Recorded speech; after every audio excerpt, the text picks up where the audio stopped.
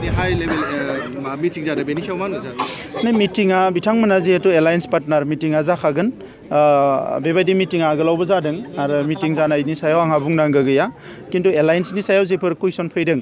बिथांमोनजों एलायन्स जागोन ना जाया बेखौबो आङो बुंनो हाया मानोना BPFआ जुदा आफाद आरो BJPआ जुदा आफाद नाथाय BJPनि दैदेनगिरिफ्रा जिफोर खोथाफोरखौ बुंबाय थादों जे बिथांमोना सोरजों लोगो जानानै सरकार सालायगोन बेखौ बिथांमोनासो थिक खालामगोन आरो BJPआ जोबोद गिदिर मोनसे हान्जा बियो माने हायुङारि मोनसे थाखोनि हान्जा दा बे हिसाबै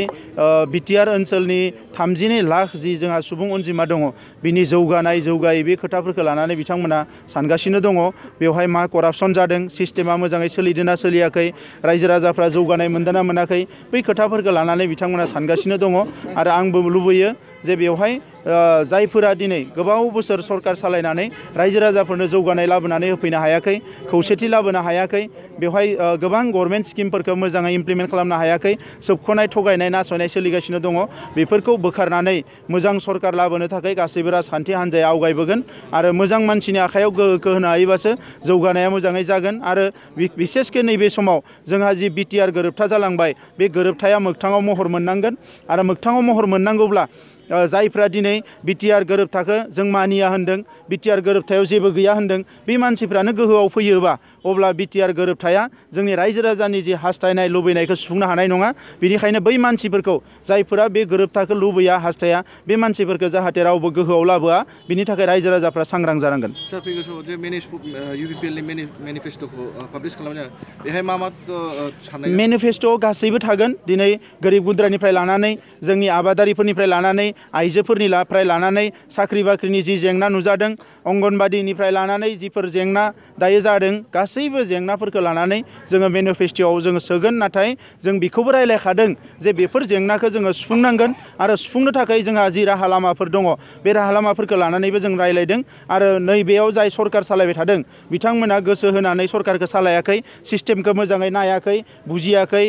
स्टाडि खालामाखै दा भारत सरकार आसाम सरकारनि गोबां बेवहाय आसनिफोर दङ स्किमफोर दङ प्रजेक्टफोर दङ बेफोरखौ मोजाङै नायनानै बै जेंनाफोरखौ बोस्रांनो हानाय लामाया दङ नाथाय बिथांमोना जिहेतु गावबा गावनि थाखायल'सो राजखान्थिखौ खालामदों बेनिखायनो रायजो राजानि थाखाय बिथांमोना मावनो हायाखै आरो बेखौ सोलायनाय लाबोयोबा गोदान सरकार फैयोब्ला गोदान दैदेनगिरिफोर फैयोब्ला बेवहाय सोलायनायखौ निस्सय लाबोनो हागोन आं बेखौ मिजिंथियो थेंक इउ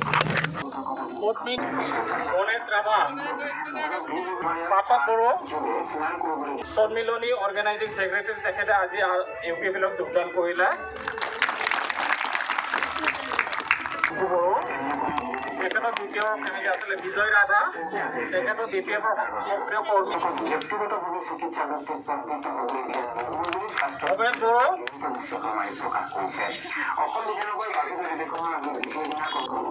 কনক বড়ো গংগা বড়ো কাকনি বড়ো শ্রীমতী লাবণ্য বড়ো সোলেন বড়ো গোবিন্দ বড়ো গণেশ বসুমতাৰী BPFৰ প্ৰেচিডেণ্ট আছিলে BPFৰ পৰা আহিল ইয়াৰ পিছত আহিছে শ্ৰীমতী জয়ন্তী বড়ো তেখেতক আগত আহিবৰ কাৰণে ৰেণু ৰোহিত ৰাভা